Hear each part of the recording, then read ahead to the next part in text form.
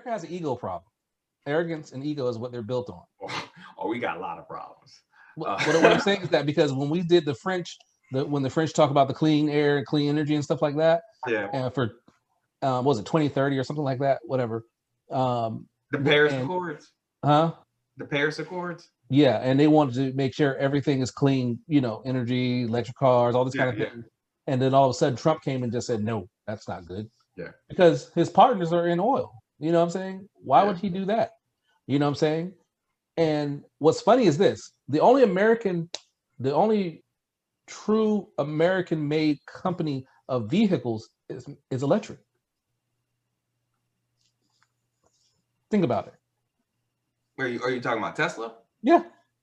Founded in America, built in America. Now they have other places now. I actually got you beat though. GE did it first, right? Or GM did it first. What?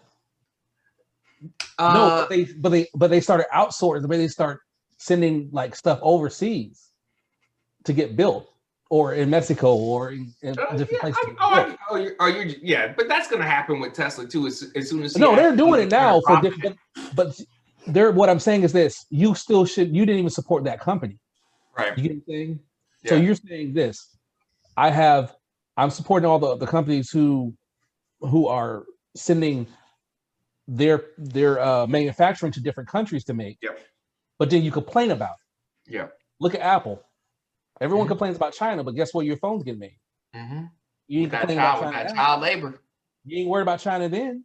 Mm-hmm. But when you talking to your Apple iPhone, and I'm not knocking that, but what I'm saying is that it's hypocritical and arrogance that we come about. We don't want to take information from the French because we don't want them to be in charge of something that we're gonna do. But hold on.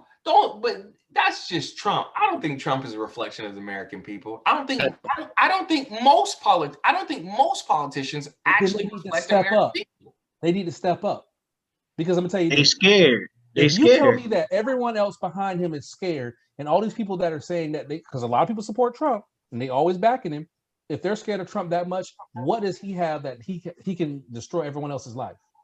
Nonsense. Nothing. Well, for me, I think it's the lifelong politician, in all honesty, because you have so many people in that Republican side that side with Trump. The public Republican side sides with Trump. So I think as a politician, you get into a very slippery slope when you're on that side and, you decide to go against him on certain various issues. Now, are you looking out for your political future?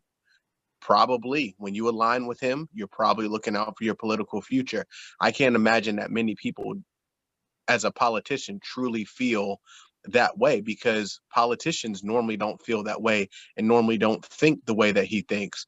So, the career politician is in my opinion really trying to look out and make sure that their job safety is intact, because at the end of the day, they're not Trump, they're not making those decisions. So for them to co-sign something is getting votes for whenever now the election coming up, and whether or not they're going to keep their seat or not, because everybody's running obviously on opposite sides, and the more you go further, the less votes that you can get from your own particular party, which means that you can then get upset by a Democrat. So, and I think Democrats the same way. I think Democrats are going to fight for a certain thing and going to cling to a certain thing just because the lifelong politician wants to stay a lifelong politician.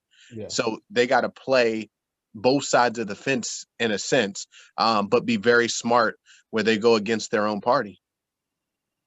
I think that's definitely true. And I think that's definitely nonsense. I mean, at the end of the day, because you got voted in by the people, you're supposed to be helping the people that voted you in, but then you get there and now you doing some nonsense because you're afraid. And that's exactly what it is. Like, I was sitting there watching an interview with Ted, Senator Ted Cruz, and him and Trump, oh my gosh, like when they first was going, like he was lying, Ted, talking about his wife, how ugly his wife was and this and that.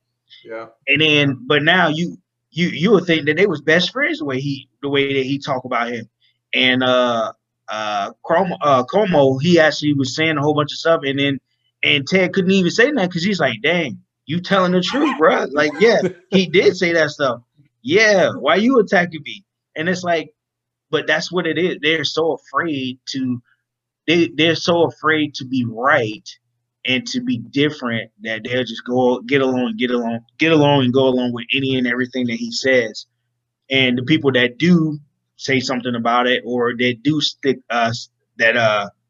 out and say something when they know that he's wrong, then they get punished. And at the end of the day, it's like, wow. So the entire party is allowing one person to dictate and rule instead of them saying, hey, nah, bro, listen, you need to get this right.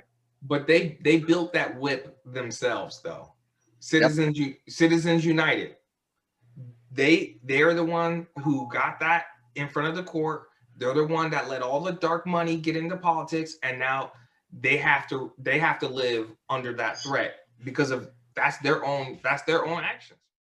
I got one question for y'all though, because I don't know. I just want your take on it. I don't think the Democrats are as bad in that regard as the Republicans. I think both parties, because of the nature of politics, play that game. I just don't think they do it to the same degree. Do you guys see them exactly the same or what? I'll say for me, I can't really say too much about it because I voted for Obama, but I really didn't pay attention until like now. So, ooh, Eric, that's tough because I see where you're coming from, and I hear it. I think I'd have to really go back before Obama, because I wouldn't count Obama, because I think the skin color kind of played into where people may or may not have voted even on his side, because I think that there were people that still didn't want a black man running our country. So I would probably discount Obama from this, because I know that there were some Democrats that may have gone against him and been bold enough, because America just that's different for America. America's not used to seeing an African American in charge, and obviously we see with the supporters of Donald Trump the way that this country can be, and I think that there's some of that even on the Democratic Party. It just doesn't rear its ugly head often because we haven't had a black commander in chief. So I'd have to go back before him, because I think that question is something that we need to look at. On the surface, I would say you're right. I don't think that Democrats have as much of a problem calling out a Democrat when it's something that they don't agree with, as for the opposite party, in which they, all hold hands and kumbaya. Yeah. I mean, they all kumbaya because they know it. They, like Lindsey Graham, to me, I feel like that's karma, man. I eat that up every time I see a commercial by the Lincoln Republicans. Like, I'm just like, I know I'm not supposed to have that in my heart, but it feel nice though. If I'm sorry, I'm taking L on that one with the big man. Are you talking about the one where you're talking about packing the courts? Man, I'm talking about all of it. I'm talking about him begging for money on TV because he getting outspent. And, I saw him on CNN. That fool almost broke down crying. And I was just so happy. I never felt so much joy in my heart, except for when Barack got elected. I was like, damn, this feels so good right now. But I mean, the hypocrisy that they are now suffering because of their own actions, it feels damn good. I know I can't hold on to that for very long, right? And there's probably not a lot of places where I could go say that so honestly, but yeah, feels nice. Let's hopefully it translates. So we'll see. Yeah.